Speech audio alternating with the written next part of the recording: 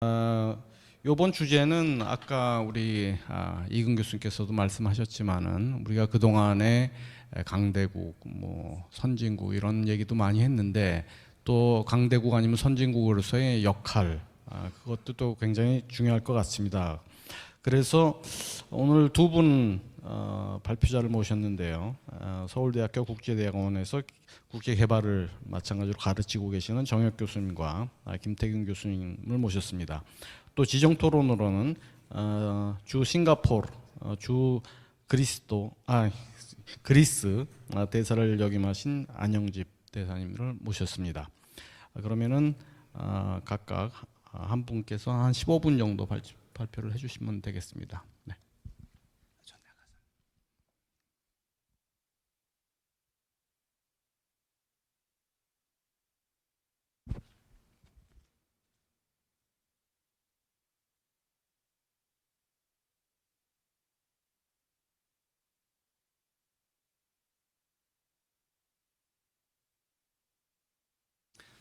예, 방금 소개받은 정혁입니다. 귀한 자리에 초청해 주셔서 감사드리고요.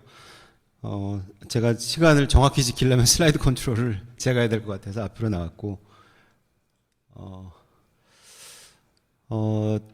아까 좌장을 맡아주신 김종석 교수님께서 이제 말씀을 해주셨는데, 앞에서 굉장히 굵직굵직한 큰 얘기들이 소위 말하는 이제 글로벌 파워 중심으로 나왔는데, 국제개발 협력이라는 것이 저는 조금 단순한 ODA가 아니고 국가전략 차원에서 논의가 돼야 된다라는 이제 관점을 가지고 있습니다.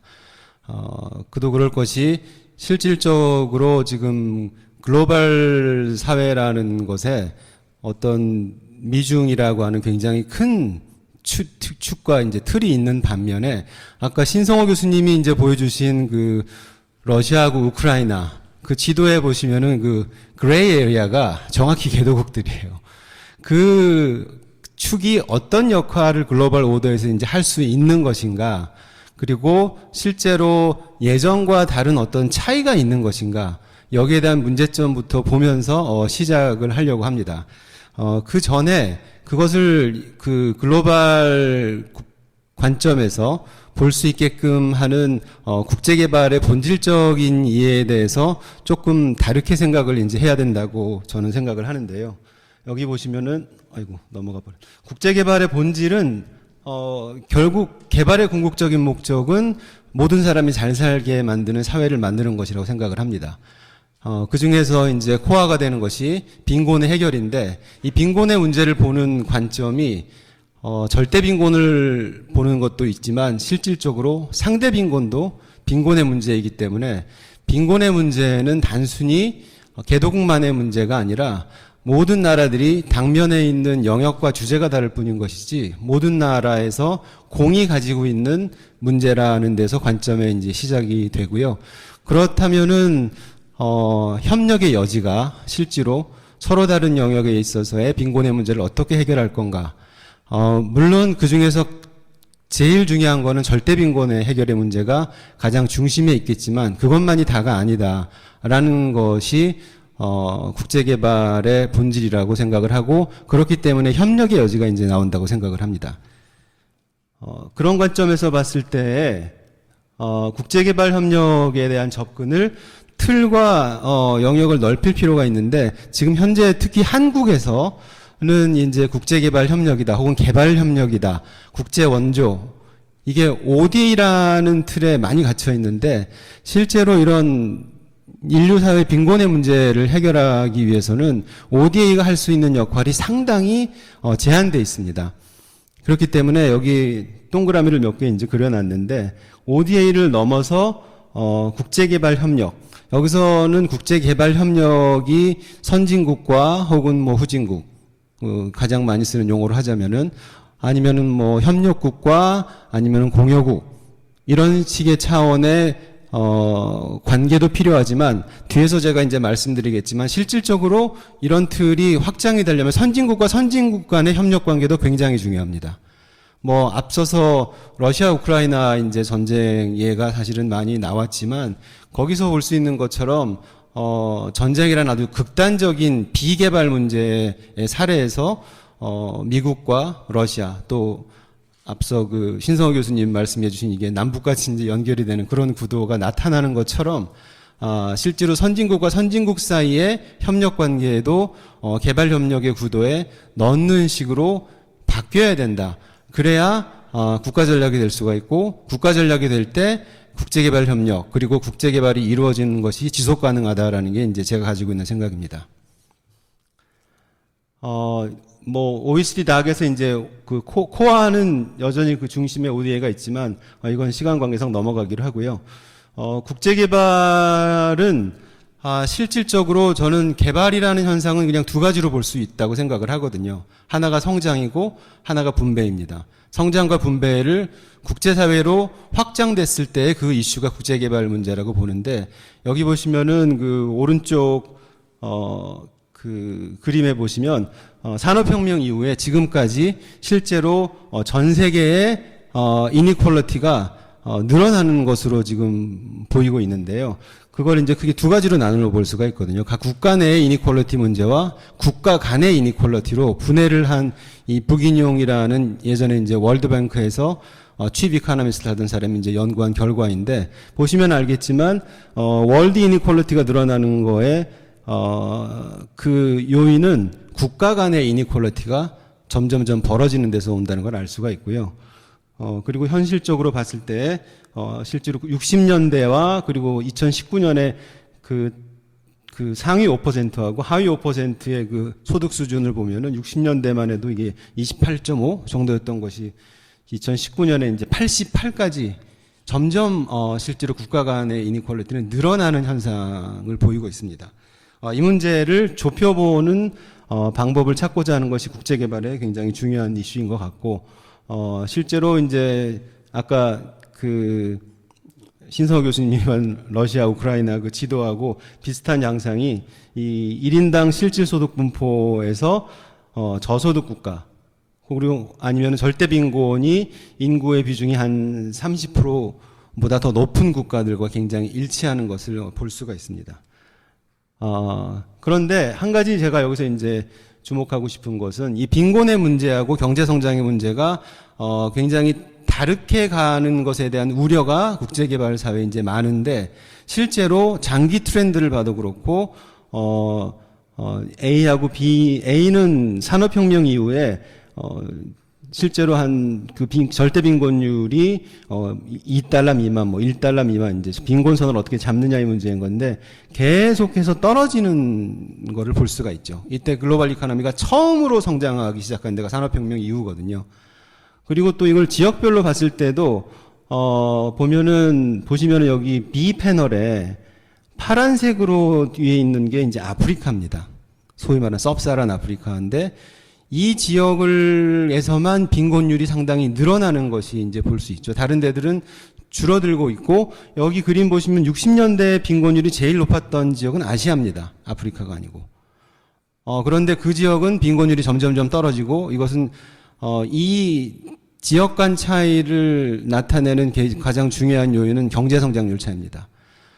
또 다른 하나가 성장이라고 하는 것이 소위 말하는 그 탑 퍼센타일에 있는 사람들만의 성장에서 주도될 수 있는 가능성도 있기 때문에 그렇게 되면은 성장하고 빈곤 감소가 따로 놀겠죠.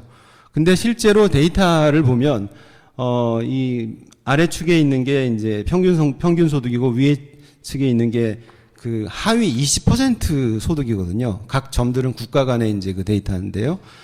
굉장히 타이트한 그 코릴레이션이 있습니다. 다시 말해서 전체적인 경제 성장 평균 소득이 늘어날 때 하위 소득도 같이 늘어나는 소위 말하는 글로벌 수준에서 봤을 땐 트리클 다운이 굉장히 강합니다. 이런 면에서 봤을 때 빈곤 문제에 대한 해결 중에 핵심되는 축이 결국 이제 경제 성장이라는 걸 알 수가 있고요. 아이고, 이게 왜 안 보이죠? 그런데 이 한 가지 이제 제가 국제개발 협력에서 주목하는 게 이제 이 그림인데요. 보시면은 왼쪽에 있는 게 그 OECD의 물가 수준이나 이제 구매력 평가 다 조정한 소득의 1인당 소득의 이제 성장률입니다. 보시면은 60년부터 2010년 넘어서까지 아주 지속적으로 떨어지고 있는 게 이제 보이죠. 근데 오른쪽에 있는 것들이 소득 그룹을 조금 더 이제 나눠서 소위 말하는 이제 그 미들 인컴 컨트리 밑에 있는 개도국 그룹을 세 개로 나눈 거를 보여주고 있는데요. 맨 위에 있는 이게 그 추세선을 보시면은 그게 이제 중저소득국, 이제 어퍼 미들 인컴, 로어 미들 인컴, 그리고 로우 인컴 세 개의 그룹이 공히 60년부터 한 80년대 중반 아니면 80년대 말까지 지속적으로 떨어지다가 리바운드가 됩니다. 이게 리바운드가 되는 지역은 지금 소위 말하는 그 저희들이 말하는 이제 개도국인데 절대 수준을 보면 저소득국은 여전히 이제 낮다가 굉장히 빠르게 리바운드가 되는 현상이고 소위 말하는 이제 어퍼 미들 인컴 컨트리 그룹은 애초에 높았고 4%대에서 떨어졌다가 다시 지금 6%까지 이제 올라가는, 이거를 견인하는 물론 이 나라들이 이제 중국과 인도의 역할이 크지만 재미있는 것은 중국하고 인도를 빼도 이렇게 나옵니다. 그러니까 성장의 축이 옮겨가고 있다는 거를 보여주고 있는 거죠.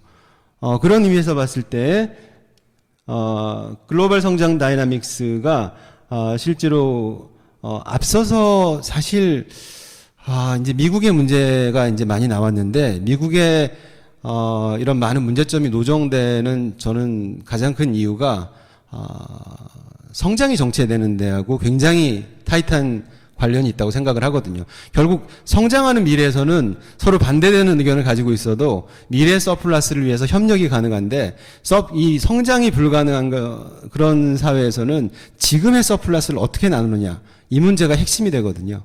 그러한 텐션과 프레셔가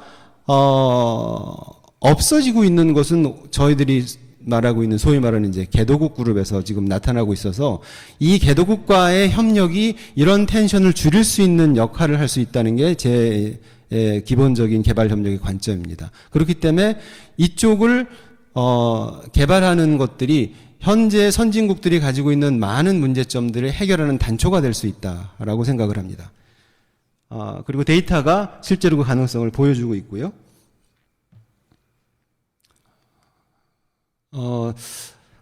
그런 관점에서 이제 제가 그 몇 가지 그 한국 개발 경험을 봤을 때 개발 협력을 어떤 방식으로 할 건가에 대한 얘기를 한 가지 드리고, 또 다른 하나가 국제 개발 협력의 틀을 실제로 더 좋은 방향으로 나갈 때 구체적으로 할 수 있는 방안에 대해서 이제 말씀드리고 제 발표를 마치려고 합니다. 한국이 이 개발한 경험을 보시면 레그가 조금 있군요. 이 아시아의 다른 나라들하고 이제 쭉 비교를 한 그래프인데요. 이게 제가 수업 시간에 제일 많이 사용하는 그래프 중에 하나인데, 60년을 보시면은 여기 나열되어 있는 국가들이 거의 소득 수준이 똑같습니다. 그런데 이런 아시아에 있는 나라에 비해서 한국이 굉장히 탁월하게 많이 빠르게 올라간 이유는 스피드 때문에 그렇습니다. 고속 성장을 한 거죠. 그렇기 때문에 스피드가 한국 경제 성장에 분명히 중요한 요소인 거는 맞는데, 다음 그림을 보시면은 아프리카랑 비교를 해보면은 그게 다가 아니라는 걸 알 수가 있는데, 60년에 보시면은 한국은 대부분의 아프리카 나라보다 소득 수준이 낮습니다. 지금은 뭐 한국의 절반도 안 되는 나라들이 이제 거의 다죠, 아프리카에. 그런데 흥미로운 점은 아프리카에서 소위 말하는 고속 성장이 일어난 나라가 없냐? 그렇지 않고요. 굉장히 많습니다. 예를 들어서 60년대 대표적인 나라가 이제 잠비아 같은 나라인데, 잠비아가 60년대는 전 세계에서 미러클 이코노미였어요. 그랬는데 한 10년 성장하다가, 여기 이제 그 노란색 선 첫 번째 서클에 그려져 있는 나라인데요. 한 10년 성장하다 뚝 떨어져 버리고, 그 다음에 하는 나라가 가봉입니다. 가봉도 한 15년 성장하다 뚝 떨어지고, 소위 말하는 이제 모리셔스도 조금 더 길게 성장합니다. 20년 성장하다가 완전히 플래튼이 되는 게 이제 보이거든요. 그러니까 이거를 봤을 때 한국 경제가 계속 쭉쭉쭉 위로 올라간 거에 굉장히 중요한 게 서스테이너빌리티입니다. 지속가능 성장을 했다는 거죠. 그러니까 평균 6%로 60년 동안 성장한 나라는 한국이 유일합니다. 뭐 이 개발 얘기할 때 한국에 대해서 뭐 굉장히 중요한 나라로 아주 유일한 뭐 얘기할 때 대부분이 사실이 아닙니다. 뭐 예를 들어서 뭐 처음으로 그 수원국에서 공여국으로 전환한 나라는 거는 말도 안 되는 얘기고요. 근데 두 가지 면에서 이제 그는 사실인데, 하나가 이게 그 이런 식의 그 서스테이너빌리티 인 거고요. 또 남미 국가랑 비교를 해도 그렇습니다. 남미 대표적인 게 고속 성장을 처음 했다가 가라앉은 나라가 이제 멕시코, 그다음에 아르헨티나, 제일 극단적인 나라가 이제 베네수엘라죠. 베네수엘라 같은 경우에 보시면 2000년 이후에 엄청나게 이제 세 번째 서클인데 빠르게 성장했다가 엄청나게 빠르게 이제 가라앉는데, 지금은 현재 베네수엘라의 PPP 수준은 대부분의 아프리카 나라보다 낮을 뿐만 아니라 꼴찌에서 2등인 나라로 떨어지게 됐습니다. 굉장히 빠르게 떨어졌죠. 한때는 베네수엘라가 이제 남미의 이제 유럽이 될 라고까지 얘기를 했었는데, 그렇기 때문에 이제 서스테이너블 그로스가 이제 중요하다라는 걸 이제 말씀드릴 수가 있고, 한국이 중요한 역할을 할 수 있는 거는 한국 발전 경험이 소위 말하는 지금의 개도국이 가지고 있는 초기 조건의 제약 조건을 종합 선물 세트로 다 가지고 있었습니다. 근데 그거를 극복했다는 이제 그런 것도 있지만, 가장 큰 장점은 다양한 발전 단계를 60년 사이에 전부 겪었다는 거죠.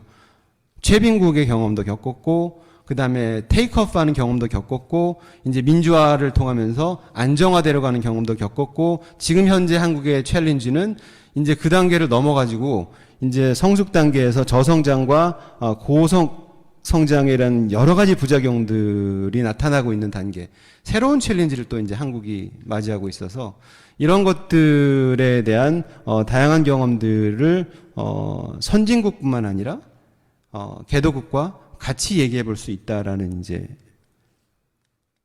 이렇게 돼 있고, 글로벌 소득 이동성은 이건 그 계산이 좀 복잡한 얘기이긴 하지만, 모든 나라들이 소위 말하는 파버티나 아니면 프로스페리티 둘 다가 데스티네이션이 아니라는 걸 보여줍니다. 언제든지 올라갈 수 있고 언제든지 떨어질 수 있는데, 한국은 그 중에서 바닥에서 가장 많이 올라간 나라라는 걸 실제로 이제 보여주고 있는 테이블이고요. 그걸 봤을 때 그러면 이 소스가 이제 뭐냐를 보면은, 한국이 이렇게 하나의, 전에 옛날에 그 카가메라는 그 루안다 대통령이 한국이 고마운 이유는 그 프레젠스 자체가 인사이트를 준다는 거거든요.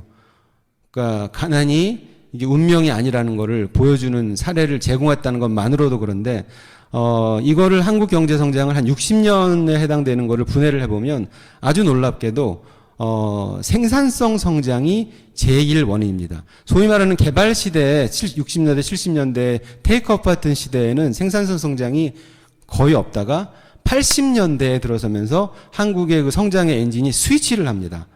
이게 그 서스테이너블 그 그로스의 한국의 이제 실질적인 비밀인데, 이 부분이 많이 국제사회에 알려져 있지가 않아요.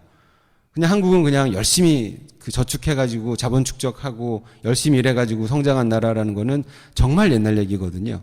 근데 이런 식의 바탕을 가지고서 국제개발협력을 할 수가 없는 거죠. 그럼 이때 무슨 일이 일어났는지에 대해서 깨닫고, 그 다음에 그 모델을 바탕으로 개발협력을 할 필요가 있다라는 게 이제 이거를 이제 시기별로도 이제 나눠보면은, 한국이 특징이 재밌는 것이 맨 처음에는 순전히 노동하고 인적 자본 축적이 주된 성장 요인이고, 그게 물적 자본으로 넘어갔다가 생산성으로 이렇게 시퀀셜리 넘어갑니다. 이렇게 넘어간다는 점을 제가 주목하는 이유는, 지금 현재 이제 개도국마다 처한 상황이 달라서 이게 실제로 협력을 해야 될 영역이 다른데, 대부분의 이제 개도국 측에서 이제 요구하는 게 생산성부터 아니면은 그 하이텍부터 고등교육부터 이제 이런 것들을 한 요청이 많은데, 이 부분에 대해서 한국이 경계를 할 필요가 있다. 한국도 그렇게 발전하지 않았기 때문에 그거를 이제 말씀드리고 싶은 거고, 또 하나는 제가 쭉쭉 이 부분은 넘어가고, 한국이 그리고 이제 원조 차원에서 봤을 때 한국이 개발 단계에 따라서 원조를 받는 양상의 그 자금의 모델리티가 완전히 다릅니다. 실제로 60년대, 50년대, 60년대 이때만 해도 주로 무상 원조를 많이 받다가 이거를 테이크오프 하신 시점에서 유상으로 완전히 스스로 전환을 합니다. 왜냐면은 대규모 투자를 통해서 테이크오프를 하기 위해서. 이제 그런 식의 실질적으로 원조 자금 쓰는 것도 달랐고 그 원조가 아주 빠르게 그 실제로 독립을 합니다. 거기 보시면은 50년대 이제 전후 때에는 한국이 거의 4위 정도의 규모에 되는 굉장한 원조를 특히 미국에 많이 받거든요. 그러다가 이게 실제로 한 80년대 가까이 가면 0으로 이제 거의 이제 수렴하게 되면서 이때는 뭐 무상원조가 없을 뿐만 아니라 유상원조가 남는데 제가 이거를 말씀드리는 이유는 뒤에도 나오지만 실제로 국제개발협력의 틀이 ODA에서 BODA의 개발협력으로 빨리 전환되는 것이 실제로 중요하다라는 것이고 이 부분에 대한 그 실증 분석을 실제로 이제 해봤는데 한국이 생산성 성장으로 스위치가 됐다는 게 중요한 이유가 모든 경제 이론이 장기 성장은 생산성 성장에 의해서 이루어지는 거, 자본 축적에서 이루어지는 게 아니거든요. 그렇다면은 궁극적으로 장기적인 개발 협력의 관계를 유지하기 위해서는 한국이 소위 말하는 60년대, 70년대 개발 시대에 관련된 모델을 가지고 개발 협력을 하는 것도 중요하지만 장기적으로 개도국을 국제 전략 그 하나의 한국의 국가 전략 차원에서 장기적으로 가지고 가고 싶다면 생산성 성장이 한국이 스스로 어떻게 하는지 이해하고 그것을 대한 그 개도국의 어댑테이션을 어떻게 하는 것이 좋은지에 대해서 같이 논의해 보는 것이 중요하다라는 것이고 시간이 제가 없어서 마지막으로 랩업을 조금 드리자면은 첫째는 개발협력이라는 것이 결국에는 이제 상생발전, 국가전략 이런 식의 관점에서 재조명이 돼야 된다. ODA의 소위 말하는 이제 원조 차원의 국제개발협력을 하려고 한다면 한국에도 좋지 않고 개도국에도 좋지 않다라는 것이고 그렇기 때문에 그러기 하기 위해서는 그 협력 체계가 선진국 개도국 협력 체계뿐 아니라 선진국하고 선진국 그리고 개도국하고 개도국의 협력 체계에도 관여를 해야 된다라는 것이고 또 하나가 이제 ODA를 넘어설 필요가 있고 BODA의 보완적 활용이 중요하고 한국의 그 개발협력 체계의 가장 큰 단점이 유상무상으로 나누어져 있는 가버넌스입니다. 이 가버넌스를 깨지 않고는 실질적으로 ODA를 혹은 그 국제개발협력을 한국이 국가전략으로 활용할 수 없다라는 것이고 이것도 그냥 넘어가기로 하고요. 마지막으로 제가 말씀드리고 싶은 것이 지금 현재 소위 말하는 이제 SDG 이렇게 뭐 골이 17개고 타겟이 169개고 인디케이터가 232개 이거를 다 이룬다는 건 이제 불가능한 거죠. 그렇기 때문에 실제로 여기에 몇 개만이라고 하려고 해도 펀딩 문제가 이제 중요한데 그 펀딩을 위한 굉장히 중요한 개념 중에 하나가 이제 개발금융인데 이 개발금융이 펀딩이 중요하다는 면에서 많이 레코그나이즈는 돼 있지만 실제로 한 가지 지금 레코그나이즈가 안 돼 있는 이유가 안 돼 있는 부분이 이제 이건데요. 아시아에 개발금융기관이 없습니다. 유럽에 있고 미국에 있고 캐나다에 있는데 근데 이 친구들이 이 개발금융기관을 그 활용하는 방법이 당연히 개발 재원을 동원하는 게 이제 메인 이유지만 이 개발 DFI라고 부르는 이 기관이 있는 기관을 통해서 그 공여국끼리 이게 제가 아까 말씀드린 선진국과 선진국의 협력 체계인데요. 서로 상호 간에 본인들의 개도국 대외 전략을 논의하는 장으로 삼습니다. 그래서 대표적인 이제 하나의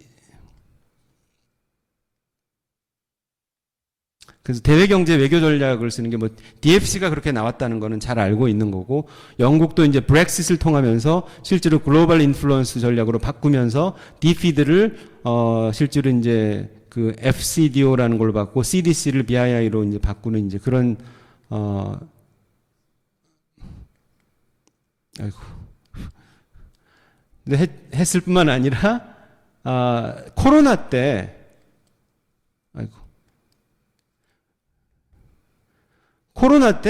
실제로 여기에 대한 대응 전략을 하기 위해서 국제기구 IFC나 뭐 AFDB나 EBRD, EIB 이런 데하고 주요 DFI가 모여가지고 한 800억 달러를 지원하는 규모를 서로 얘기를 하면서 이 자리에 모여가지고서 굉장히 재미있는 얘기들 이 사람들이 많이 합니다. 뭐 심지어는 인태 전략도 얘기를 하고요. 앞으로 개도국에 대한 어떤 협력 모델을 어떻게 가져갈 것이 좋은 것인가. 이제 근데 이게 DFI는 공공기관이 아니기 때문에 실제로 이런 것들을 활용할 수 있는 굉장히 좋은 인터내셔널 다이얼로그의 장이 됩니다. 이제 이런 부분들이 숨겨져 있는데 이것들을 한국의 개발협력 체계에서는 전혀 활용하지 못하고 있어서 이런 부분에 대한 새로운 구축과 모색을 할 필요가 있고, 마지막으로 이제 말씀드리고 싶은 것이 이 개발금융이 남북협력수단도 될 수 있다라는 겁니다. 이게 공공성을 배제하고 이제 만나는 거여서 여기에 대한 포텐셜도 이제 말씀을 드리면서 이제 발표 마치겠습니다. 감사합니다. 네, 감사합니다. 짧은 시간에 굉장히 많은 것을 말씀해 주셨는데요.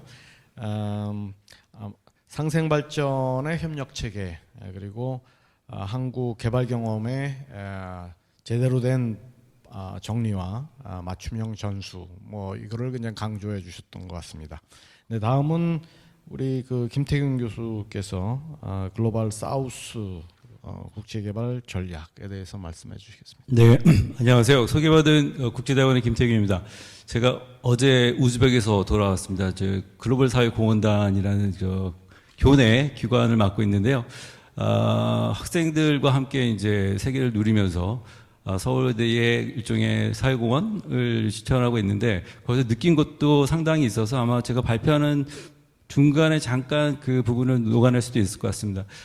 좀 잠깐 해보고 시작하겠습니다. 자, 다음 장으로 넘겨주시죠. 그러니까 제 발표는 약간 좀 결이 다를 수도 있겠습니다. 그래서 국제 개발이라는 것을 약간 큰 틀에서 좀 보고 싶은 생각이 많아서 좀 정리를 해봤는데요.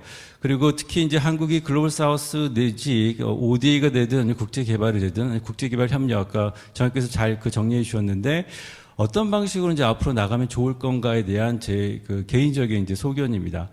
첫 번째는 지금까지 국제개발을 이라고 하는 이 일종의 담론 내지는 사업, 프로젝트, 여러 가지 표현이 가능할 텐데, 제국 경영에서 나온 하나의 경험이다라고 저희가 정리할 수 있을 것 같습니다. 물론 다 아시다시피 뭐 식민주의, 그리고 제국주의, 다양한 이제 저희가 19세기, 20세기를 거치면서 제국을 경영했던 경험이 있는 국가들이 지금의 도너 역할을 하고 있고요. 그래서 공여국들이 갖고 있는 일종의 필로소피 내지는 기본적인 로드맵 같은 경우에는 제국의 경우에서 나왔다고 볼 수 있을 것 같습니다. 특히 아시아에서는 뭐 일본도 제국의 경험이 있고, 그리고 중국도 뭐 공식적인 제국은 아니었지만 뭐 중화사상이라든가 오랜 역사 동안 형성되어 온 제국에 대한 그런 일종의 아이디어가 굉장히 많이 지금 국제 개발을 하고 있는 정책에 녹아 있다고 볼 수 있을 것 같습니다. 특히 뭐 BRI 우리가 1대1로라고 하는 것들, 저는 개인적으로는 데이비드 하비가 얘기한 그 스페이셜 픽스라는 표현이 맞다고 판단이 드는데요. 그러니까 공간을 픽스하고 리픽스하는 데 있어서 가장 먼저 이제 내보내는 일종의 그 어드밴스 파티라고 할까요? 라는 것의 역할을 국제개발이 하고 있고 ODA가 하고 있다라고도 볼 수 있을 것 같습니다. 특히 코로나 이후에 더 그런 현상이 지금 두드러지는 것 같습니다. 뭐 제국의 아류라고 그 마이클 이그나티에프라는 이제 학자가 표현하는 것도 있습니다. 그 책도 나와 있긴 한데, 자국 중심의 개발 원조를 계속하고 있다는 것이고, 특히 영국 같은 경우에는 2012년 이후에 0.7% GNI 대비 ODL 0.7%를 만족하겠다고 공식적으로 선언을 했었습니다. 그러니까 국제사회에서 보통 얘기하는 가장 모범적인 ODA 그 공여국의 그 일종 조건은 GNI 대비 ODA가 0.7%를 만족하는 경우를 우리가 얘기할 수 있는데, OECD DAC이라고 하는 회원국이 총 지금 29개 국가인데요. 한국은 2010년도에 가입을 했었고, 그 0.7%를 만족하는 국가들은 많지 않습니다. 5개 안쪽이라 볼 수 있고, 보통 이제 노르딕에 위치한 국가들이 0.7%를 만족한다라고 우리가 표현할 수 있을 것 같고요. 그래서 자국 중심으로 간다는 얘기는 영국이 그 0.7% 포기를 했고요. 지금 정의께서 발표하셨지만 그 외교부 산하로 이제 들어가면서 약간 재편이 됐고, 그 지금은 0.5%로 내려가 있는 상황입니다. 또 하나의 우리가 자국 중심으로 볼 수 있는 거는 독일 같은 경우가 지금 두 번째로 미국이 가장 많은 지금 원조를 하고 있고, 두 번째로 갑자기 올라갔는데, 그 이유는 독일에 들어온 러브 전쟁 때문에 들어온 난민들에 대한 비용을 모두 ODA로 처리하겠다는 겁니다. 그러니까 자국 중심적으로 해석을 하는 것이죠. ODA는 해외로 나가야 되는데 해외 빈곤국으로 나가는 것이 아니라 자국에 들어와 있는 난민들까지 그 비용을 모두 ODA로 처리하겠다는 얘기들입니다. 그래서 각각의 이제 국가들이 자국의 어떤 해석 그리고 국익에 맞춰서 가는 경향이 굉장히 강해지고 있다는 것인데 국제개발협력의 가장 큰 틀은 글로벌 공공재를 얼마만큼 제공하는가 그리고 또 하나의 축은 어떻게 국익을 추구할 것인가 두 가지가 큰 가치로서 상충할 때도 있고요. 아니면 서로 협력할 수도 있을 것 같습니다. 이 두 가지를 어떻게 잘 조화시키는가가 앞으로 이제 한국이 해야 될 문제인 것 같은데요. 제가 지금 드린 말씀은 지금 전체 현상에 대한 큰 리뷰를 한번 해드리는 겁니다. 두 번째는 최근에 이제 유엔에서 계속 강조하고 있는 것이 로컬라이제이션입니다.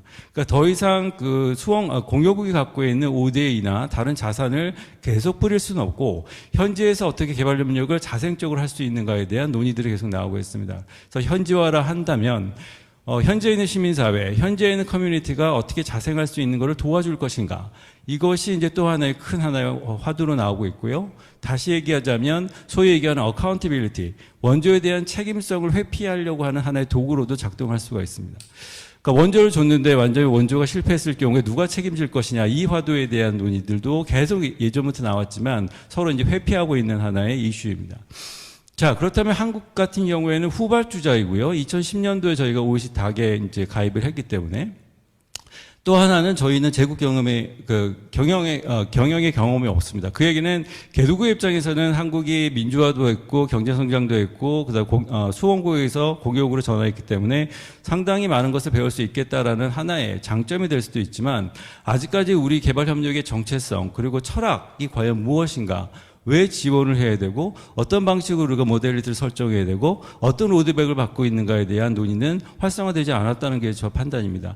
그 이유는 국제개발협력기본법이 2010년도에 이제 통과가 됐는데 기본법을 보시면 저희가 갖고 있는 철학은 모든 걸 다 포괄합니다. 빈곤 문제부터 민주주의, 다양한 정치 개발까지 다 포함되어 있기 때문에 과연 우리가 무엇을 할 것인가에 대한 논의들은 실질적으로 이루어지지는 않았다고 보이고요.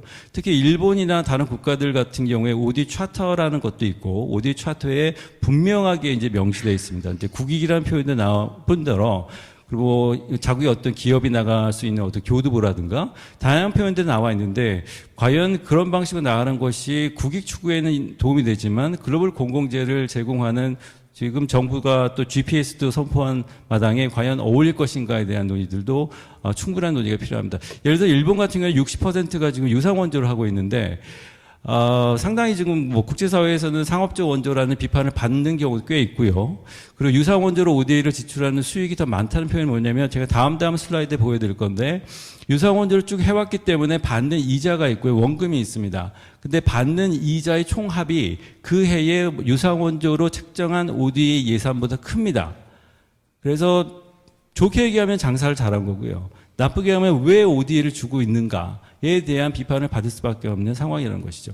또 하나는 작년부터 새롭게 일본이 도입한 것인데 그거는 ODA가 아니라 OSA라는 걸 신설을 했습니다. 아마 전 세계 처음인 것 같습니다. 그러니까 Official Development Assistance가 ODA인데요. OSA는 Official Security Assistance라고 해서 사실 ODA는 군사 목적으로는 지원은 불가능한데 OSA는 군사 목적으로 지원이 가능하도록 또 하나의 출약을 만든 것입니다. 자, 중국을 잠깐 보시면 중국은 65%가 유사 원조인데 이게 2014년도에 처음에 중국에서 그 소위 중국 원조 100세를 출간하고요. 그때 65%인데요. 재작년에 다시 이제 3차 백서가 나왔는데 지금은 상당히 줄어들었습니다. 한 43% 정도로 줄어들었는데 1대1로 연결이 되고요. 그리고 개발 원조뿐만 아니라 이제 투자라는 것을 상당히 공격적으로 해왔기 때문에 분체 문제가 굉장히 지금 문제가 된다는 걸 다들 아실 거고요. 소위 그 debt trap, 이제 diplomacy라는 단어까지 나오는 상황입니다. 그렇다면 한국은 앞으로 글로벌 사우스 전반적으로 어떤 개발 원조를 해야 될 것인가에 대한 논의가 필요합니다. 그게 일본과 중국과 같이 갈 것이냐. 소위 그 해외에서는 제가 많이 만나는 학자들은 일본과 비슷하지 않는가? 한국은 과연 뭐가 다른가에 대한 얘기를 많이 하는데요. 과연 이런 방식으로 상업적인 원조라는 비판을 받고 있는 방식의 유상 원조를 늘려가는, 아니 유상 원조가 많이 책정되어 있는 방식이 가는 것이 맞는 것인지, 아니면 또 다른 방식을 찾아야 되는 것인가가 논의가 되어야 될 것 같고요. 그래서 제가 오늘 드리고 싶은 말씀의 가장 큰 메시지는 아시아의 노르딕화를 한국이 앞으로 중장기적으로 추구해야 될 그런 일종의 ODA 방식이 아닌가라는 말씀 드리고 싶습니다. 그거는 다음 장에서 더 자세히 말씀드리겠습니다. 넘어가겠습니다. 보시면 이게 작년에 그 OECD에서 나온 데이터를 제가 어제 밤새도록 다시 만든 건데요. 양자 원조 중에 유무상 비율입니다. 왼쪽에 보시면 당연히 일본이 가장 많고요. 60%가 넘는 상황이고, 그 다음에는 이제 한국입니다. 한국이 한 40% 안쪽이고요. 그리고는 쭉 보시면 거의, 오른쪽으로 가실수록 거의 100%가 다 이제 무상 원조입니다. 무상 원조를 하는 이유는 다 있을 것이고요. 특히 미국 같은 경우에 우리가 일반적으로 생각할 경우에는 당연히 유상 원조가 많지 않을까라는 이제 판단도 드는데, 그 이유는 이제 기업 진출이라든가 아니면 민간 재원이라든가 여러 가지 이제 접목되는 부분이 있어서 무상보다는 유상이 더 편한 관계가 있기 때문에 그렇게 예상할 수 있는데, 미국은 99.9999 거의 100%입니다. 지금까지 100%가 무상 원조로 되어 와 있었고, 자, 이 얘기는 보시면 평균이 92.3%인데 한국 같은 경우에는 지금 거의 한 40% 육박하는 것을 유상 원조를 하고 있다라는 것이고요. 다음 장으로 넘어가면, 이게 아까 제가 모두에 잠깐 말씀드렸던 OECD 통계입니다. 그래서 일본 같은 경우인데요. 일본이 지금 빨간색으로 되어 있고요. 자, 이자에 대한 계산입니다. 2011년도 얘기인데요. 2011년도에 받았던 이자가 거의 2.6 빌리언 달러입니다. 자, 2.6 빌리언 달러가 그 해에 일본의 총 OD 예산보다 컸다는 것이죠. 그래서 이런 부분들을 해석을 어떻게 할 것인가는 이제 선생님들한테 맡겨드릴 것 같고요. 자, 다음 장으로 넘어가겠습니다. 그래서 이제 북유럽에 대한 얘기를 하고 싶은 건데요. 보이지 않는 국익이라는 것을 북유럽이 끊임없이 추구해 오지 않았다라는 것이 저희 개인적 판단이고, 물론 이제 무리한 비교일 수도 있습니다. 근데 왜 북유럽 얘기를 꺼내고 있냐면, 첫 번째는 두 번째부터 얘기하겠습니다. 유사 식민지 경험을 서로 공유하고 있다는 것이죠. 북유럽의 역사를 보시면 특히 노르웨이 같은 경우에는 오랫동안 이제 덴마크의 거의 준식민지 하에 있었고, 그리고 덴마크에서 독립을 하면서 바로 이제 스웨덴이 다시 그걸 바톤을 받았고요. 1905년에 이제 결국 이제 독립을 하게 되는데, 그 이후에 이제 2차 대전 때 나치에 또 점령을 당하게 됩니다. 그래서 우리와 약간 유사한 어떤 그 경험을 갖고 있고요. 두 번째는 아직까지도 강대국에 둘러싸인 지정학적 위치에서도 무언가를 만들어내고 있는데, 그게 거의 무상 원조가 거의 한 97%에 육박하는, 그걸 가지고 어떤 새로운 어떤 국가 이미지를 만들어 왔다는 것입니다. 전쟁 이용을 말씀드렸고요. 그 다음에 이제 국제개발 후발주자라는 것도 한국과 거의 유사한 지금 위치에 있습니다. 그래서 기존 공유국과 차별화를 시키자는 것이 북유럽의 일종의 정체성이었고요. 이거는 저의 얘기가 아니라 많은 논문들이 이미 나와 있습니다. 그러니까 북유럽의 원조를 무상 원조 중심으로 해서 인도주의 원칙하에 민주주의, 평화, 젠더, 인권을 강조하는 이유가 과연 민주주의를 사랑하는 나라여서일까? 그게 아니라는 것이죠. 후발주자이기 때문에 기존 공유국, 특히 미, 영, 그리고 이제 유럽에 있는 뭐 독일, 프랑스, 기존의 굉장히 커다란 어떤 공유국과의 차별성을 유지하고 국가의 어떤 이미지를 올리기 위해서, 특히 이제 유엔에서의 다양한 어떤 그 규범을 만들 때에 스웨덴이나 노르웨이가 한마디 하면 사실 이게 답인 것처럼 느껴질 정도의 그런 이제 경험들을 계속 쌓아왔다는 것입니다. 그래서 또 하나의 특징은 지금 한국과 굉장히 차별화되는 얘기인데요. 티메틱으로 선정을 합니다. 개발 원칙을. 티메틱이라는 얘기는 뭐냐면, 우리는 무상원조 60, 그리고 유상원조 40, 그리고 이제 CPS라고 해서 이제 국별로 어떤 원칙을 세우고 이제 할 것인가에 대한 논의들이 있고, 거기에 이제 유상원조, 무상원조를 나눠가지고 맞춰 들어갑니다. 저 교수님 말씀대로 저도 유무상의 분리라는 것이 더 이상 필요 없다고 생각이 드는 이유는, 주제를 먼저 정하고, 주제가 평화가 되든, 민주주의가 되든, 아니 젠더가 되든, 그 주제에 맞춰가지고 뭔가 특화가 돼 있는 어떤 기관들이 선정이 되고, 그 기관들이 ODA를 실천하면 되는 것인데, 우리는 아직까지 이 부처 간의 이해관계가 굉장히 크다. 그리고 분절화되어 있다는 것이 오랫동안 얘기이고, 그 분절화 현상은 아직까지 이어가고 있다는 겁니다.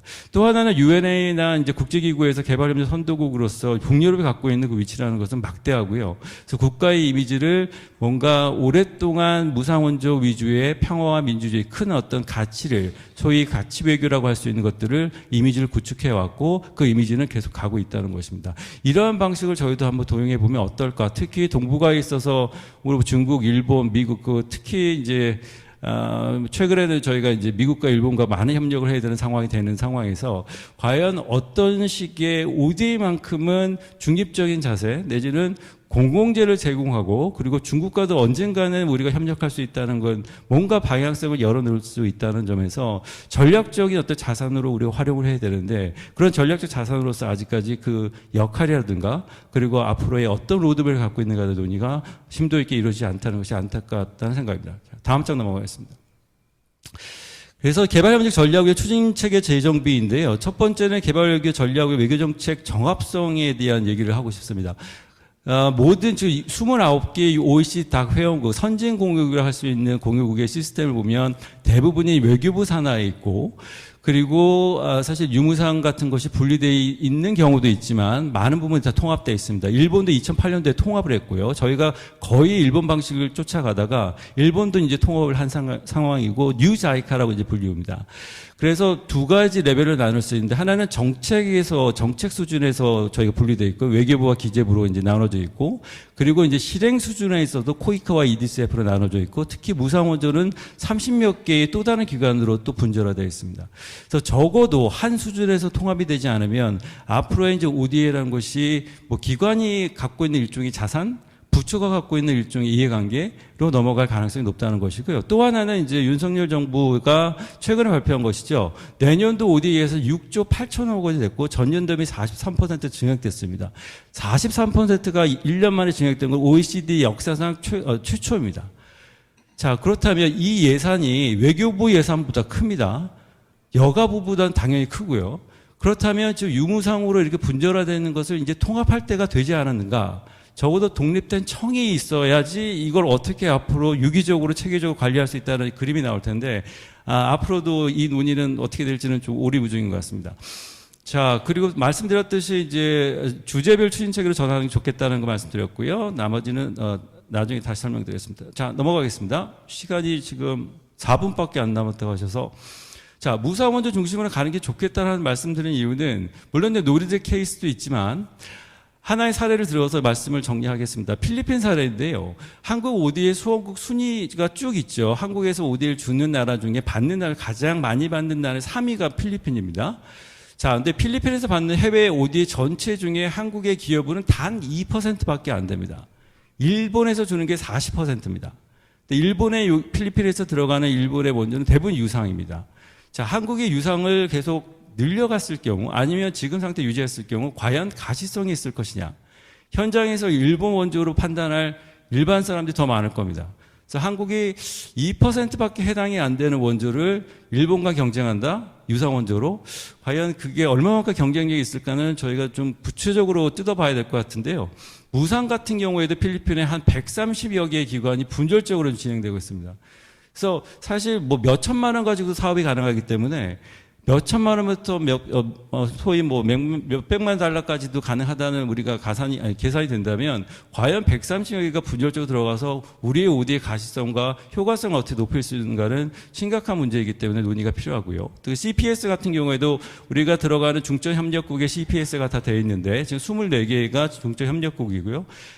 다른 나라에 비교해서 너무 많은 목표가 있습니다. 너무 많은 목표가 있기 때문에 그거는 이제 부처 간에서 부처에서 주장한 목표들이 다 반영됐다고 보실 수 있고 그 얘기는 많은 기관들이 인볼브되고 많은 기관들이 나눠서 돈을 쓰고 있다는 문제이기 때문에 이런 것들도 우리가 빠른 시일 내에 논의가 더 필요하다는 얘기고 또 하나의 마지막 얘기는 GPS의 평화 개발 넥서스를 한번 넣어보자는 겁니다. 글로벌 중추국가가 우리의 국격이라면 사실 평화 개발 넥서스는 UN에서 계속 강조하는 거고요.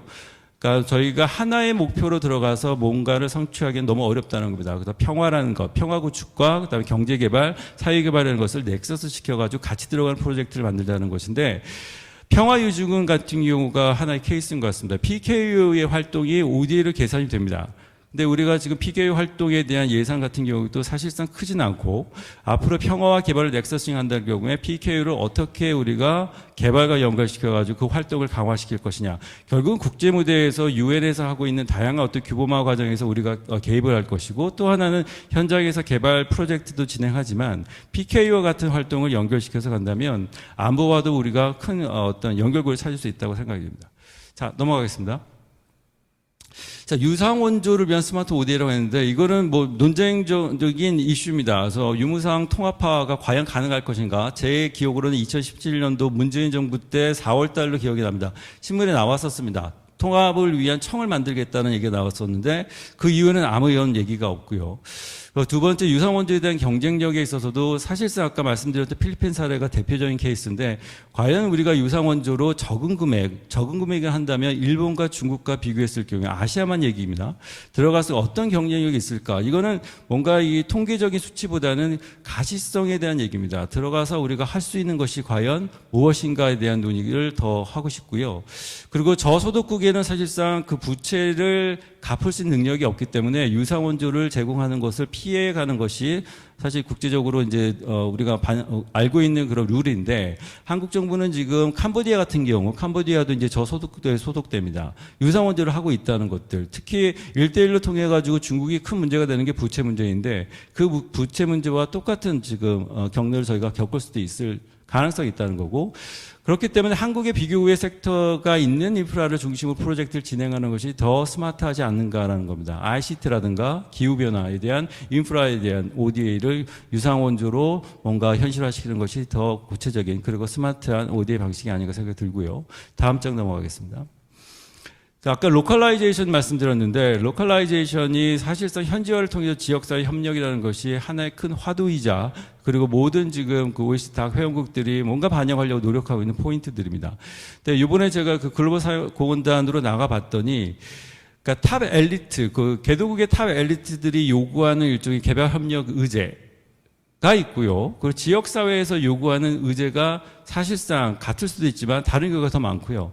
과연 그러면 우리가 개발을 언제 했을 경우에 마지막 소외자가 누구인가? 지역 커뮤니티에 있는 로컬 사람들인데 로컬 사람들이 원하는 니즈를 우리가 구체적으로 알 수 있는 방안이 쉽지는 않은 것 같아요. 결국은 우리가 이 로컬 프로젝트를 찾는 방식이 아시겠지만 대사관에서 그 수요를 얻고 그다음에 대사관이 다시 우리 본부에 넘기고 그다음에 이제 외교부나 기재부가 다 같이 논의해서 이제 프로젝트를 만드는데 현재 지역사회 소통과 협력을 강화하는 방안이 과연 무엇인가 우리가 가지고 있는가에 대한 논의가 필요하다는 겁니다. 그래서 현지화는 그들을 위한 현지화도 있지만 우리를 위한 현지화도 있기 때문에 각 국가에 나가는 디아스포라 이번에도 저희 활동하는데 많은 부분들을 사실상 그 나라에 있는 그 지역에 있는 한국 그 단체들이 많이 도와줬었는데 디아스포라를 어떻게 활용할 것인가 나가 있는 다양한 우리의 그 재국민들과 어떻게 연계할 것인가도 현지화라는 큰 틀에서 한번 논의가 필요하지 않을까 생각이 듭니다. 자, 다음 장이고요. 이제 거의 다 왔습니다. 그래서 글로벌 중추국가 가치외교 소프트파워 다 얘기하는데 이거를 같이 묶어서 가는 것에 하나의 툴로서 국제개발이 가능하지 않은가 싶고요. 최근에 AI 시대 인권기본 결의안 채택에서 한국이 상당한 어떤 이니셔티브를 가졌다는 것을 기사로 봤었습니다. 자, 유엔에서 우리가 항상 수용하는 것이 아니라 유엔에서 나오는 다양한 글로벌 규범을 우리가 어떻게 이끌어 나갈 것인가에 대한 논의는 사실상 그 노르딕이 했던 방식처럼 오랫동안 우리가 해왔던 어떤 그런 기여들이 전 세계가 뭔가 인식할 경우에 그게 가능한 얘기이기 때문에 앞으로 10년 로드맵을 짠다면 저는 그냥 개인적으로는 무상원조를 통해 가지고 글로벌 규모에서 요구하는 것들을 우리가 실천하고 그게 한반도의 어떤 평화를 위해서도 큰 틀에서는 작동이 긍정적으로 되지 않을까 생각이 듭니다. 그래서 그 방식 자체가 중국과 일본의 아시아적 상업주의라 표현을 제가 쓴 건 아니고 많은 이제 학자들이 그 커머셜라이즈 에이드라고 표현하는데 와 차별화할 수 있는 하나의 중요한 포인트가 될 것 같고요. 또 하나는 민주주의 원조라고 하는 겁니다. 디모크라시 에이드라고 해서 최근에 그 미국에는 NED를 통해서 저희 쪽으로 이제 들어온 내용입니다. 그러니까 한국이 하고 있는 KSP가 굉장히 활성화되어 있고 그게 이제 knowledge sharing 프로그램인데 우리가 지식 공유를 개도국과 하는 겁니다. 근데 최근까지의 KSP의 방식은 대부분 이제 경제 어떤 발전에 관련된 것인데 개도국에서 이제 계속 알고 싶어 하는 게 민주주의를 어떻게 정착시킬 것인가, 어떻게 공고할 것인가, 정당 정치는 어떻게 할 것인가, 선거제도는 어떻게 할 것인가에 대한 일을 한국 정부의 얘기에도 반응이 없어서 NED한테 요구를 했다는 겁니다.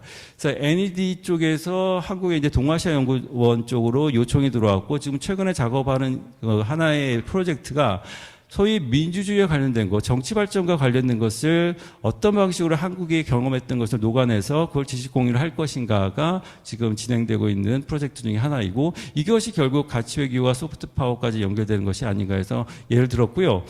마지막으로는 대통령이 있어야 할 곳이라고 제가 표현했는데, 그 글로벌 사우스 같은 경우에 비동맹주의가 반등회의 아시다시피 1955년도에 있었고요. 그 이후에도 비동맹 정상회의는 매년 열렸습니다.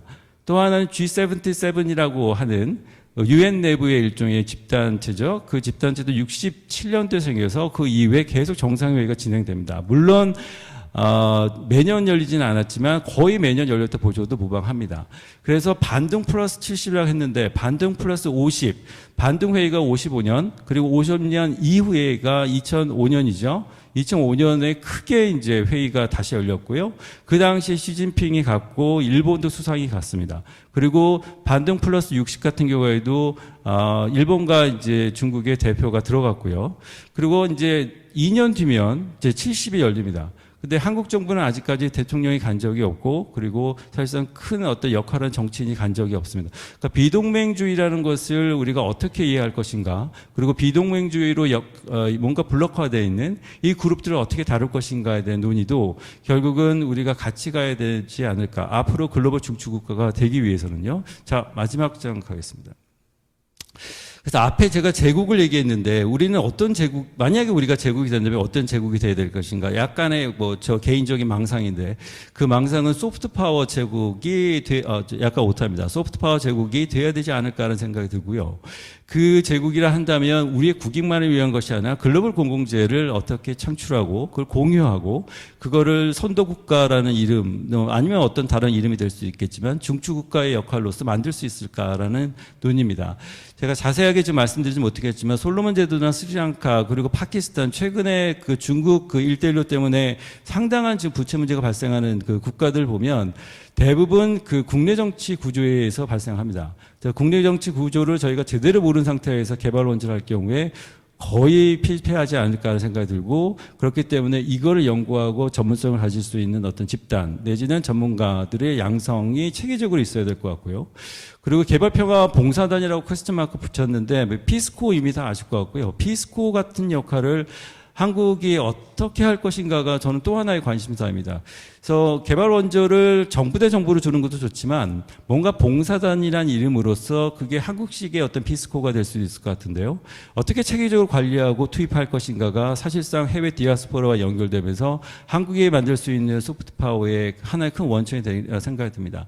마지막으로는 글로벌 사우스 전략이 필요하다라고 제가 강조했습니다. 그러니까 인태 전략은 사실상 글로벌 사우스를 다 커버하지 못하고요. 인태 전략에 지금 많은 것이 저희가 뭔가를 제공해야 되는 상황이고, 한미일 협력에 있어서 아까 조혁 교수 말씀하셨듯이 DFI가 저희가 없고 일본도 없고 그다음에 미국은 있고, 그러니까 미국이 거의 무상원조 100%를 하면서 DFI를 굴려가지고 사실 그 민간 자원들을 적극적으로 동원을 합니다.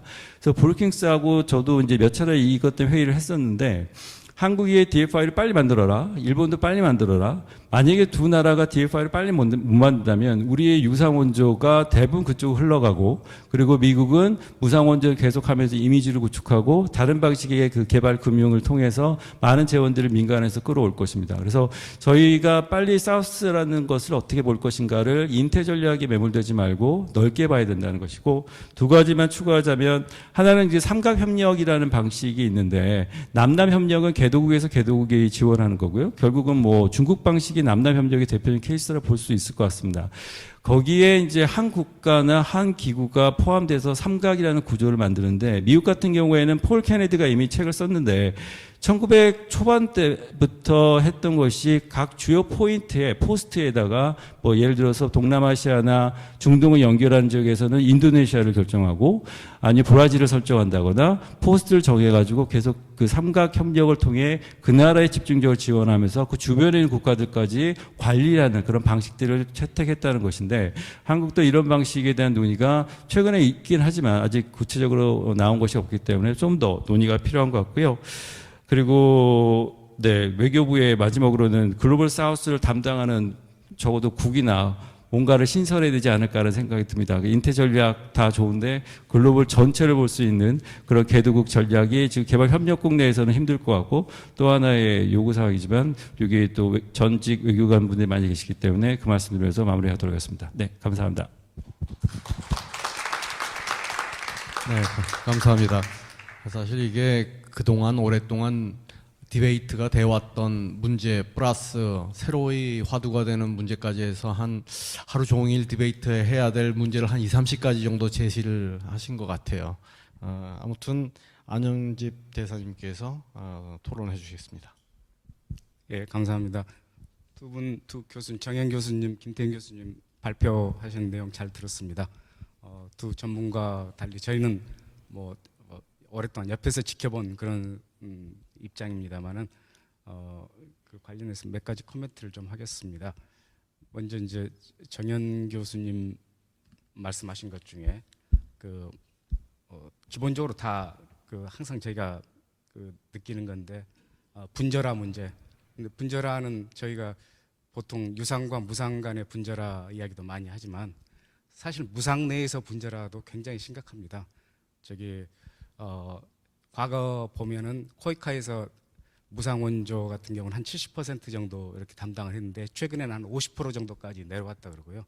나머지 한 40여 개 기관에서 그 무상 원조도 다 분절화 해가지고 각기 따로 하는 거기 때문에 사실 유무상 간의 분절화를 통합하는 것도 중요하지만 또 무상 원조 내에서 분절화 문제를 해결하는 것도 굉장히 중요하다고 생각합니다. 이런 것들을 해소하기 위해 가지고 총리실 산하의 개발협력위원회 이런 것도 만들어서 통합 조정 작업을 많이 이제 하는 노력을 하고 있는데 그럼에도 불구하고 각 부처나 담당하는 데의 어떤 파로키얼리즘이랄까요? 그런 게 해소가 되지 않기 때문에 상당히 좀 문제가 있는 것 같고, 그다음에 아까 두 분께서도 지적해 주신 것 중에 우리나라의 무상 원조가 여러 개 진행이 되고 있지만 사실 굉장히 소규모로 굉장히 많이 찢어져 가지고 다양하게 진행되고 있는데 그러다 보니까 어떤 그 나라에 대한 임팩트나 이런 부분도 상당히 좀 적고, 근데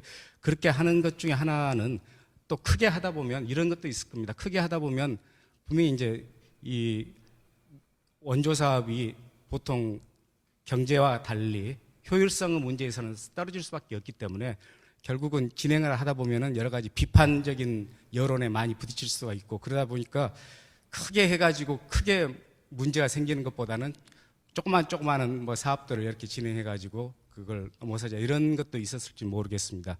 근데 이제 우리 ODA 규모가 굉장히 커졌고 지금 작년도에 비해 가지고 43% 그리고 이제 2년 전에도 굉장히 늘었기 때문에 거기에 비하면 근 2배 가까이가 늘었다고 보는데요. 그러면 그 큰 돈을 이렇게 ODA 다 이렇게 활용하기 위해서는 굉장히 많은 노력과 여러 가지 더 많은 게 필요할 겁니다. 그래서 그런 면에서 보면 지금까지 소규모로 했던 것도 결국은 대규모 ODA를 할 수밖에 없는 상황인 것 같고, 그 다음에 이제 또 UN SDG에서 2030년까지인가요? ODA 목표 0.7%를 달성을 하고 있는데 우리 같은 경우는 현재 한 0.17% 이렇게 돼 있다고 그러는데 거기에 맞추기 위해서라도 ODA뿐만 아니라 아까 정현 교수님 말씀하신 대로 ODA를 넘어서 가지고 다른 부분에서 재원 같은 걸 끌어오는 것, 또 그 개발 금융이랄지 아니면은 요즘 말하는 공적 재원인가요? 토드인가 이렇게 토스트 이렇게 그런 것까지도 전체적으로 좀 하는 그런 노력이 있어야 될 것 같습니다. 그리고 유무상 가버넌스 폐지도 말씀하셨는데 뭐 그렇게 되면 좋겠지만 현재는 일단 조정과 통합이 하여튼 잘 이렇게 이루어져야 되는데 아직까지도 그게 계속 문제가 되기 때문에 계속적으로 이런 회의 같은 거 할 때마다 이제 논의가 좀 계속 나오는 것 같은데 우리가 이제 그게 제일 극복해야 할 큰 문제인 것 같습니다. 그리고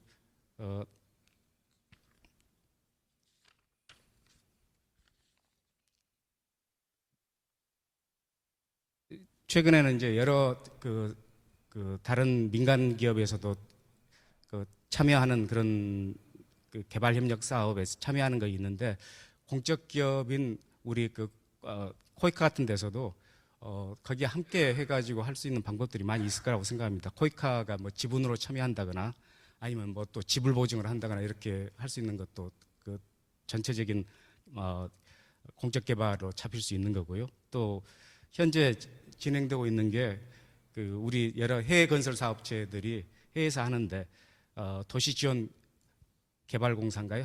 해외 인프라 도시 기술 지원 공사에서 거기에 대한 어떤 지급 보증을 하는 카인드라고 하죠. 거기도 하나 좋은 하나 예가 될 수 있을 것 같습니다. 유상과 무상과 관련해서 이제 하나 에피소드를 간단하게 말씀드리면, 제가 나이지리아에 있을 때 우리 유상 원조한 것에 대한 그 이제 원리금을 받으라고 하는 그 지시를 서울에서 많이 받아가지고 그걸 받으러 여러 번 갔었습니다. 그 재무부에 가면은 어떻게 보면은 빚쟁이가 이제 빚 받으러 가는 거기 때문에 약속을 해가지고 가면은 그 약속한 국장이 약속해놓고 없어집니다. 또 그 다음에 또 가면 또 없어집니다. 그러니까 굉장히 만나기 싫어하고, 그 다음에 이제 그래서 책을 하나 들고 와서 거기 앉아가지고 이제 기다리다가 또 해서 결국 한 두세 번 받았습니다만, 그때 느낀 게 뭐냐면 결국 ODA나 이런 게 하는 게 양국 간의 어떤 그 우호 관계를 증진하고 이렇게 하는 건데, 계속 가서 빚을 달라, 빚 갚아달라, 이런 것을 요구하러 가니까 저게 굉장히 보기 싫고, 그 다음에 오히려 이런 걸로 해가지고 그 좋은 관계를 맺어야 할 게 더 안 좋은 식으로 이렇게 그 진행될 수 있는 그런 부분들이 있겠다 해서, 아까 그 말씀하신 그 유상과 무상과의 관계에서 무상을 좀 많이 좀 고려를 해야 된다는 게 아마 똑같은 생각입니다. 그리고 김태현 교수님 말씀하신 대로 캄보디아나 이런 데 그 부채 증가에 똑같은 그 논리가 적용될 수 있을 것 같습니다.